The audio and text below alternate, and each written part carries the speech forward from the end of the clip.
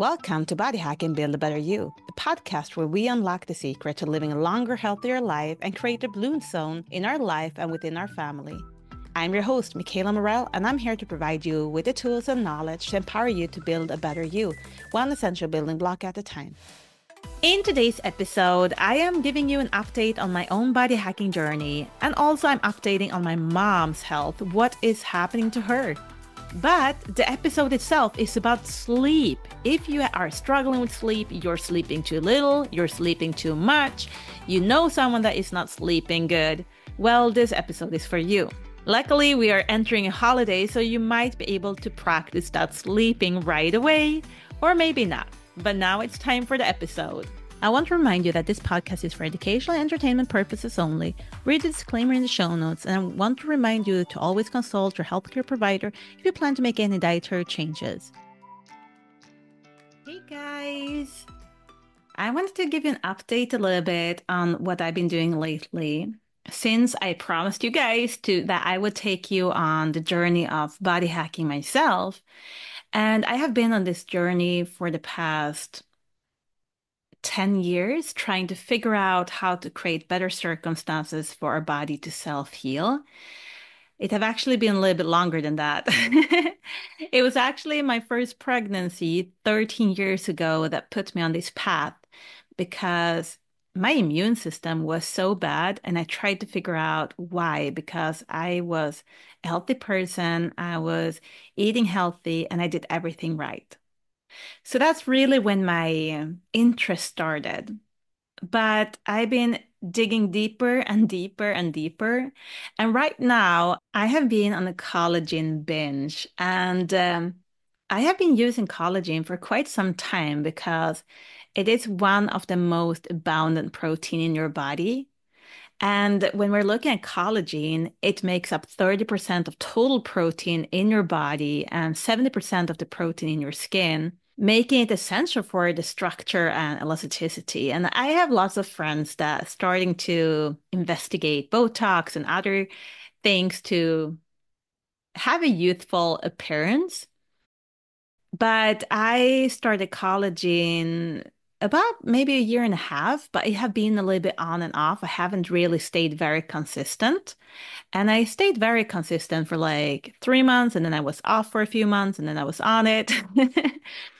So I had been researching and was using one of the collagens I thought was the best because it's so important. It's like the glue that we need in the body. Collagen actually comes from the Greek word "kala," which means glue. So that is what's holding your skin and bones and connective tissues together like an adhesive. And collagen is found in animals, including fish, birds, and mammals. Fish collagen have become maybe the most popular alternative in supplementation. And not only is collagen good for your skin, but it's also vital for hair, nails, joints, muscles, ligaments, and even gut health. And I've been struggling with my gut health my whole life. So I figured everything that can help support my gut is something I want to implement in my daily regime. So I'm not even looking at collagen as a supplementation. I look at it as the food that is supposed to be on my plate that I may not get into my body in the amount I want to. And collagen, it actually declines with age. So when you're in the mid-20s, your body's natural collagen production begins to decline with about 1 to 2% every year. And this is why supplementation have become very popular for anti-aging properties. So when we're looking at body hacking, creating better circumstances for our body to function, collagen can definitely be a part of that. And when we're looking at collagen, vitamin C is collagen's best friend because collagen synthesizes in your body and relies heavily on vitamin C, which acts as a cofactor. And if you do not have any vitamin C, your collagen will not be able to have a collagen production. So you need lots of vitamin C. And looking at the research, it looks like the marine collagen is the rising star because collagen from fish scales is highly bioavailable, meaning your body can absorb it so much faster than any other type of collagen. And I have not been good at eating the scales on the fish when I've been eating fish. I just like growing up, I didn't even think that it was possible. You were taught that you're scaling off the fish. And suddenly, when you're getting older, you start seeing on restaurants, fancy restaurants, that you can actually get skin fries from fish, basically. So they're taking the scales and they're like deep frying it or they're cooking it in different ways. But it's actually a delicacy, which is funny that we have been scraping it off and like taking it away. And and then it is one of the most abundant collagen resources that is the most bioavailable for us. And that is why I have implemented collagen on a daily basis. So that is why I have been implementing collagen more into my daily routine, and I'm actually gonna like stick it out now and not get on and off all the time. But I've seen huge improvement in my own skin health. I've actually shared some pictures on my official Facebook page, and it's a little bit mind-blowing to me how effective it can be. And I had a very fun conversation this week with skin specialist that is doing lots of Botox and things. And we had a conversation about maybe implementing collagen into her practice. And she blanked out said, I cannot do that. I've built my reputation and my business upon these injections. And if I would implement something that works this good after she saw before and after pictures, she's like, I can't implement that into my practice. I would go out of business. So if you guys are out there and want to have a more youthful appearance, it is definitely worth to research collagen. Well, that is one thing I have been doing lately for my body hacking journey. Because who doesn't want youthful skin that glows and, yeah, makes you just feel good? Another thing I am doing currently is I am doing another parasite cleansing. Parasites, everyone have parasites. And I was a little bit reluctant the first time I was going to do a parasite cleanse. Like I had researched it for so many years before I actually did one. It was actually a friend of mine in Phoenix, Arizona, that sent me a picture of her parasite. And she was holding it up with a fork, and it was as tall as she was, basically. And I was like, okay, she's only 28. I am way older than that.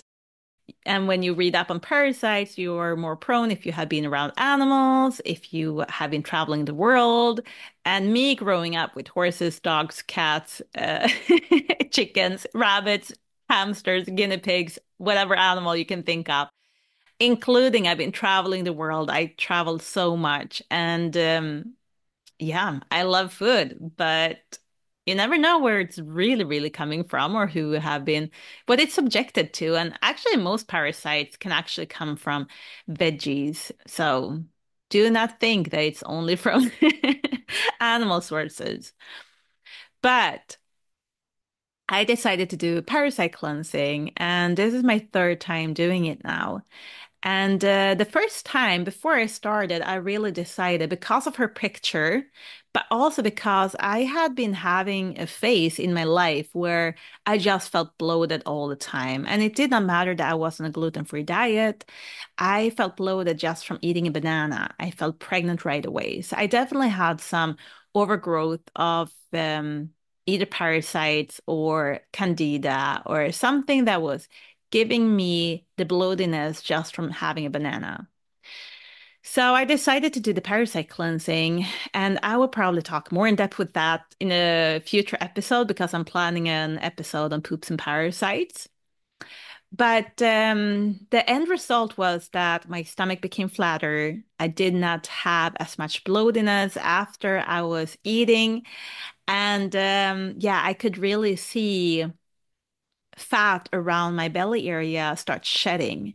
And one of the reasons for that is because parasites are loving heavy metals and love iron and love all different kinds of toxins that we might be subjected to, and they're storing it And the body have defense mechanisms. So in order for the body to keep us safe and keep the organs safe towards not having the metal overload is that the body is creating fat cells to protect.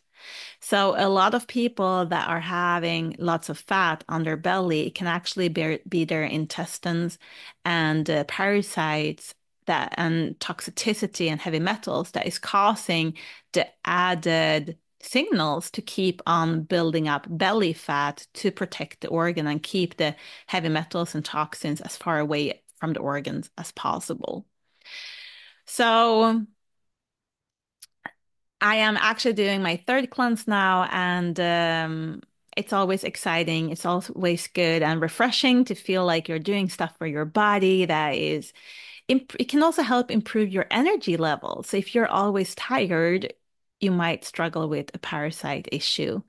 And of course, I'm always talking about like cell function because if your cells are not able to function, of course, you're not going to be able to create the energy. So there's a lot of different factors. But if you are on a journey where you're trying to figure out what to do in what order, definitely start with cell function and then gut function. And then if you're still feeling like there are some puzzle pieces left in your puzzle, definitely do parasite cleansing and then go from there.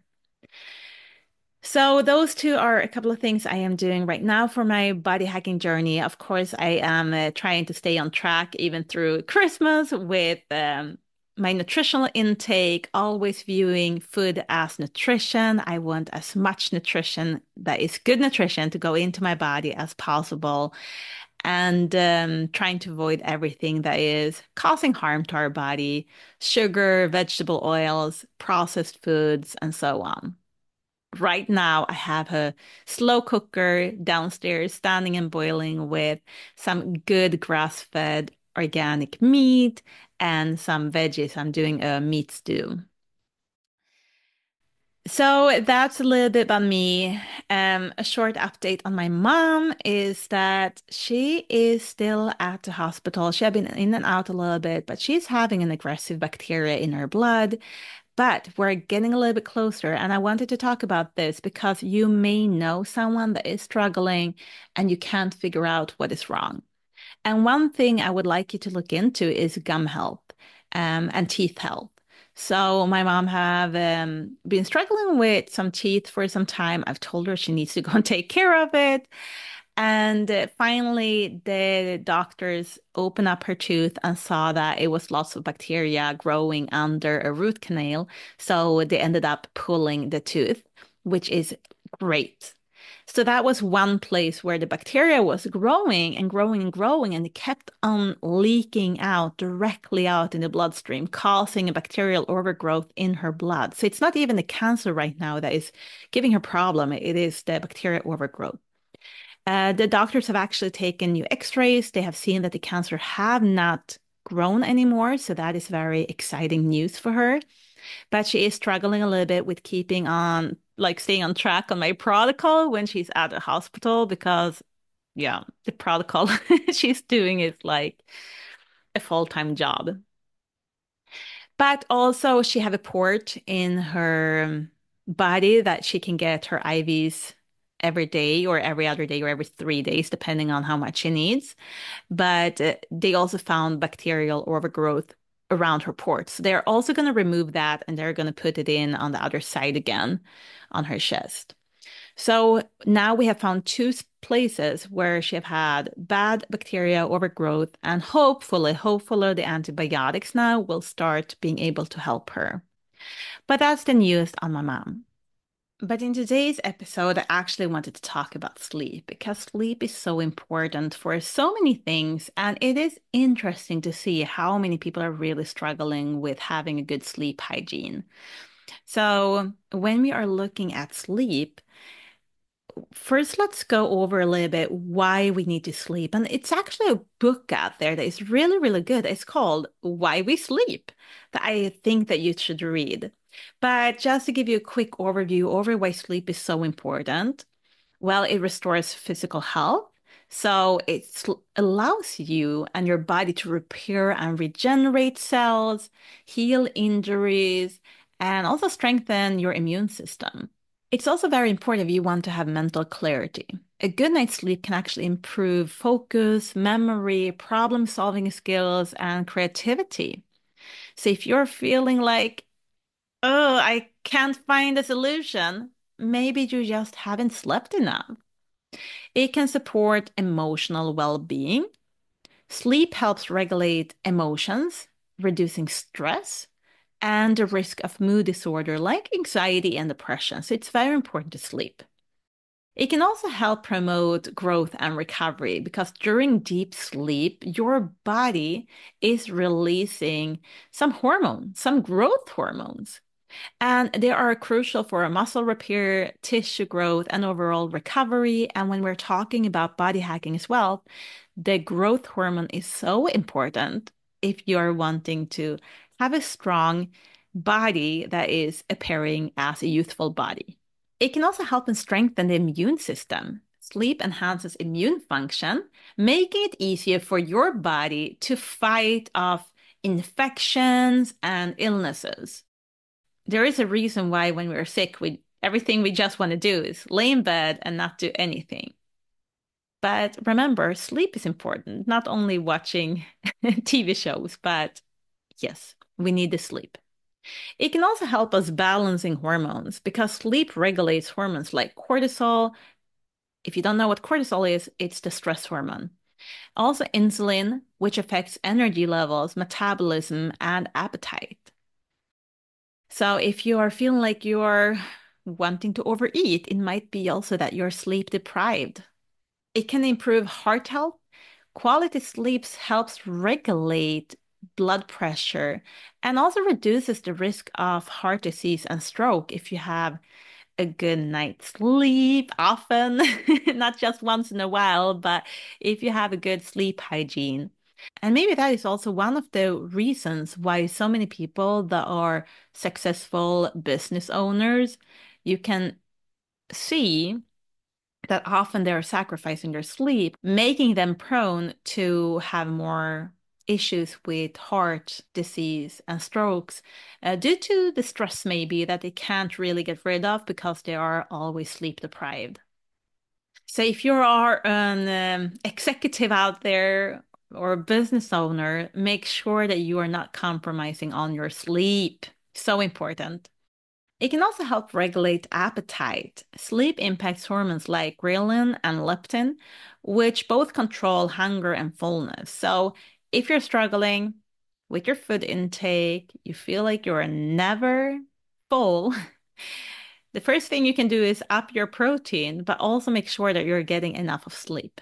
And it can also actually help you live a little bit longer. And my dad, he loves this excuse because he will eat food and he will go and take a nap every single day. He have been self-employed since he was about 50 years of age. And every day after lunch, he's always going and taking half an hour nap to an hour sometimes. And it have been shown that consistently good sleep have been linked to a longer, healthier life. So yeah, don't underestimate sleep. And if you are someone that needs to perform, it can be singing, it can be an athlete, it can be in your job, it can be in your family. But regardless of what you need to do, you'll be able to have better reaction time and endurance if you're having enough of sleep. Another thing that you may not have paid so much or thought so much about is during the sleep, the brain flushes out toxins and waste products, which may reduce the risk of neurodegenerating diseases. So, sleep actually helps you detoxify the brain. So, from a body hack perspective, sleep might be the most important thing that you can do for your overall health. And since I already talked about collagen today, we also have to mention that sleep can also help with your skin health. Quality sleep actually promotes better circulation and collagen production. So, leading to a healthier, more radiant skin. Maybe that is like, I don't know if you are one of those, but some people are waking up and they're like looking a little bit puffy and having dark circles. Maybe It's a combination of too little sleep, and often I see also too many carbs. So watch out if you are having dark circles. And if we're talking about sleep and our kids, it's so essential for learning. So we need to make sure, we as parents need to make sure our kids are sleeping enough. In order for them to be able to have a long-term memory and having good learning capacity, they need sleep. And the last thing I want to point at here is also how sleep can help you improve your mood and therefore also your relationships with your family, with your kids that are always trying to push our buttons or our spouses. Um, Having enough of sleep can help you become a better person when we're talking about self-development as well. So it's so important. But what can we do then if we're struggling with sleep? Well, before we can talk about what we can do, it is important to understand what might disturb our sleep. So, a couple of things that might disturb our sleep is that we're struggling with inflammation in our brain. That is the first thing. If we're struggling with too much inflammation in our brain, our cell membranes have too many pro versus anti-inflammatory building blocks. The cells are going to be too hard. The nutrients are not able to get in. We're going to produce less energy. And when we're having less energy up in our brain, the function will not function as properly. Hormone receptors will be numbed out. The communication between the cells will go a little bit slower. But yeah, so that can be one issue. It can also be that we're having small damages because of malnutrition. So between the cells, you're having channels that are transporting the information. So think about it as a cord that you plug into your phone for charging, and you're having electricity going, and that's how we are sending signals in our body. We are sending off electricity. Well, on the cord, you might have had a cord that you had to throw away because you could see that the plastic part of it was damaged. And we do not want to use a cord to have a damaged plastic cover because that means that the electricity may not only go to the phone, it might go to someone touching that spot or an object that is laying too close to it, and it can become a hazard for the family. So for us to prevent that, we're usually throwing away the cables. But what is happening when that is happening up in our brain and the communication between the cells are not functioning properly? Well, when that is happening, it's usually due to malnutrition because the myelin protecting it, that needs certain building blocks to be able to build that up. It needs vitamin C, it needs iodine, it needs magnesium. So if you are struggling with malnutrition, we can have damaged communication systems that is misfiring. And when it's misfiring, we might have all of those impulses going all different places in our brain. And that can cause us to struggle to relax our brain when we're supposed to turn it off.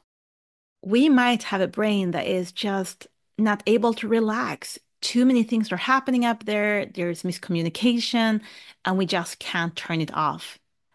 So if we're struggling with that connections, we might need either supplementation or a diet that is higher in vitamin C, iodine, and magnesium in particular. And then something that can be beneficial to look into as well when we're struggling with sleep is saffron. Saffron is really helping the brain in many different ways. I'm not going to go into detail, but you can just go to Google Scholar again, search on saffron or even Afron. I like the Afron from the saffron.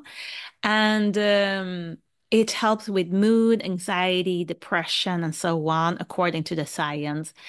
Actually, you can find a report as well talking about how saffron can help pull out aluminum from our brain because often we're also having heavy metals up in our brain disturbing.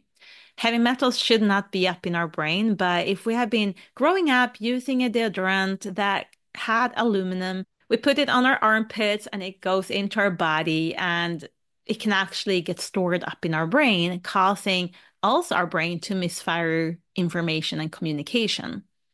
So go and read that report as well. But saffron can be very beneficial. So we have been talking about inflammation in our brain, and we have talked about having problems with the communication between the cells. If we're also having too hard cell membranes and we're not getting the nutrition in there, we're going to struggle also with having good cell function, but also having a healthy cell. And that can disrupt it as well. It can disrupt hormone receptors that I already said about them becoming numbed out because of this factor. But another thing I want to talk about is that our brain have a blood and brain barrier, and that one is supposed to protect the brain from whatever is in your blood. So when you're eating something and you are having leaky gut is when the epicels in your gut, so the cells that are supposed to hold together, they're breaking apart, making small mini holes where bacteria, it can be good bacteria, it can be bad bacteria, it can be food particles, but they're too big, they're not quite digested into as small particles as we want them to. And they can be leaking out in our bloodstream. And when that one goes around in our blood, it goes very fast. Like our body is pumping around the blood constantly. So whatever you're eating right now can reach other areas in your body really quick when you're struggling with leaky gut. That is also why a lot of people can feel tired after they had a meal because they're struggling with leaky gut and they have to go and lay down because the body just needs to preserve its energy to have the immune system go and fight all the foreigners coming into the blood that is not supposed to be there. While the blood and brain barrier is supposed to protect the brain from foreign objects, from things that is not supposed to be in the blood. But the blood and brain barrier can become damaged or may not be as helpful sometimes as we want it to be. And when that happens, we can actually struggle with our sleep. So if you are eating late in the evening and you're struggling with leaky gut, and then you have all of those particles coming out in your bloodstream, that can also cause you to have more interference in your brain, causing a lot of more miscommunication, causing also sometimes anxiety. So when we're laying there in bed, we're thinking more thoughts. What if? What if this happened? What if I want to have a job tomorrow? What if the universe is falling down? What if, what if, what if? So all of that can also be due to you actually dealing with gut issues. So something we want to address if you're struggling with sleep is gut health. We want to make sure that you're having enough of good prebiotic fibers coming into your body that can help repair the gut lining every single day. We need to work on our gut lining every single day. Okay? So that is one thing that can also affect our sleep pattern. The other thing is also related to gut health because I don't know if you know this, but melatonin is the hormone that is helping us to feel like we're tired. And a lot of people are not producing enough of melatonin because we're producing that in our gut. And if we're not having good gut health, we can actually struggle with producing melatonin. And this was my problem. This have been my kid, my oldest kid's problem. But growing up, I struggled so much with my gut health without even knowing it. And in my case, it was a blessing because I never was tired. I could just go, go, go. I could manage on sleeping less than 4 hours every single night, several weeks in a row, and I was not affected by it. I was not moody. I was not experiencing any side effects. I was just happy because I could do so much more on the day than other peers. And I did not understand. Like in my head, I felt other people were lazy. They had excuses for not doing their homework. That was, yeah, it was, it's funny to look back at it. And I did not understand that my health was not optimal. I thought that I was just this super human that could just go, go, go. And eventually, you can't keep on that. So, if you want to stay healthy, if you want to have a healthy body for as long as possible, we need to make sure we have to recognize that maybe this is not so healthy and what can we do about it? So, what I did was I improved my inflammation levels in every single cell. I improved my gut health. And I also started supplementing a little bit more with some saffron, which did amazing things for me when I first started learning more about what I could do because I tried so much. I tried even using melatonin, but it did not really help me or work for me. So it is a journey everyone is on, and the right thing for one person doesn't have to be the right thing for the other person because someone might be struggling with leaky gut more and some might be struggling with the miscommunication more. So there are so many different factors that can be disrupting your sleep. Also, if you have bad habits will disrupt your sleep. If you have a high sugar intake, if you are watching television until I mean, it's time to like fall asleep. Your brain will be wired. The blue light will cause you to believe it's in the middle of the day. It will be hard, a lot harder for you. So, a couple of things that is easy for people to do if they want to improve their sleep patterns is turn off the television, maybe at 7, 8 p.m. in the night. And then instead get into habit of reading or listening to an audiobook instead. Another thing is don't eat too late. Maybe create a habit of eating your last meal at 5 or 6 p.m. and don't eat after that. Let your body rest. Let your digestive system rest. When you are sleeping, your digestive system also want to sleep. It doesn't want to keep on working, working, working throughout the night and keep on breaking down food particles. It wants to sleep and it needs to sleep. It also needs to recover. That is why intermittent fasting is so big. But it's something that everyone should do anyway. It shouldn't even need to have a name. We eating and snacking like after 6 p.m. it have it's something that was invented by people that earned a lot of money on us snacking. Oh, just have an extra piece of bread. Oh, have that chips. Oh, just a little bit of popcorn. And then we created a habit of snacking, and now a lot of people are like, I can't go to bed without eating. Well, maybe try to eat more proteins and more fats for your last meal so you stay fuller for a longer period of time, and then maybe it's not a problem to skip the snacks. I do have an episode about kids that snacks. It can be applied to adults too. Go and listen to that if you feel snacking is one of your big issues in life. So now we have covered a lot of different reasons why your sleep might be disturbed. Also, the lack of physical activities. We are humans, and humans were made for moving. And if we're not moving, we're gonna build up the stress, the cortisol in our body. And if we're not moving to release that cortisol, we'll bring that with us when we go to bed. And of course, we will have a brain that is more wired. So it is so important as well with physical activities. So if you're struggling with your sleep pattern, what I would do in what order, here is the list. First of all, I would create habits of walking daily. And for you, it might be in the morning, it might be after lunch, it might be after dinner, it might be the last thing you're doing before you're going to bed.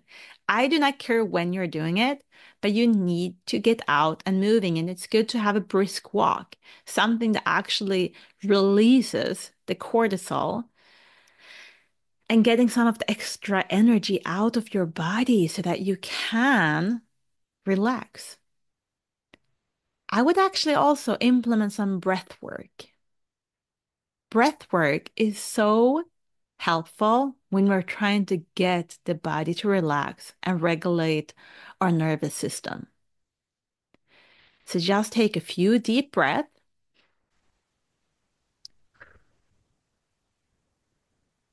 Can be so powerful when you're trying to release stress. So if you create a habit of just taking a few deep breaths before you're laying down in bed or while you're laying down in bed, that can be very powerful. And also getting the extra air into our lungs, it's very, very good. So we should take a couple of deep breaths every day. And some people do it naturally because they go to the gym or they are playing basketball. They're working out that is stimulating the body to take deep breath. And some people just have to learn to do it because we didn't. So I would implement that. Then I would make sure that I would test my cells to see how many pro-versus anti-inflammatory building blocks that builds up our cells, even the cells up in our brain. Then I would target gut health, making sure that you are doing everything in your power to have a good gut health to promote that. I would make sure you have enough of magnesium, zinc, and iodine for your brain health. That's the minimum. But we have a lot of essential vitamins and minerals that can play a role in this, but these are the three most common ones to be lacking if you're struggling with having damages on your myelin that is supposed to protect your communication, your energy impulses. And of course, turn off the TV earlier, read more, spend more time with loved ones, having deep conversations. And if you start doing all of those things, I think you will be very impressed of what the body will do. And right now, I struggled with my own sleep from the age of 14 until the age of 33. I did not, of course, I wasn't able to measure my sleep when I was younger, but when Apple Clock appeared, I did measure it. And when I measured it, it showed I was averaging 4.5 hours a night. That is not healthy as at all. But I'm really happy now because 5 years of really targeting how many pro-versus anti-inflammatory building blocks there are in my body and improve my gut health, it have actually led me to where I'm at today. And today I want the 7 to 8 hours. I need my 7 to 8 hours. And I can sleep without waking up. Before, if I woke up, I could be awake 2, 3 hours because I could not go back to sleep. And that is not happening now. Even if I wake up, I can go to bed. Like this morning, for example, I had my little 7-year-old daughter. I heard her scream. So I went and got her. And it was like 4 a.m. in the morning. And she was like, Mommy, I want to sleep with you. So, of course, she was allowed to come and sleep with me. But if this would have been 5 years ago, I would not have been able to go back to sleep. I would have stayed awake and I would not have been able to. So, but today, just went and picked her up, got her into my bed, snuggled with her, and I fell right back to sleep again. So I love my body now. I'm so proud of where I've been able to take it. And I encourage everyone out there to create a better sleep habit. And if you feel like you're sleeping too much, then it can be the same problems. Leaky gut, causing you to use too much energy to have to fight it. It can be too much inflammation. It just shows up differently in different people. So we need to make sure that energy production is working optimally. So those are my tips if you're struggling with sleep. So if you feel like there was some nuggets here, let me know. It would be lovely to hear from you. And soon it is Christmas. I hope that you guys are thinking about your cortisol. Don't stress. Christmas is happening no matter if everything is done or not. The most important thing around Christmas is for you to take care of yourself and your loved ones. And the fall is always stressful. Relax. Don't forget to relax. And I wish you guys a happy Merry Christmas. Bye bye. Hey guys, if you enjoyed today's episode, I encourage you to do one thing for me. Think of one person you want to share this podcast with and copy the link and send it right away. Thanks for playing an important role in the Blue Zone community. And if you want to keep on building a better you, one essential building block at a time, hit that subscribe button. See you in the next episode.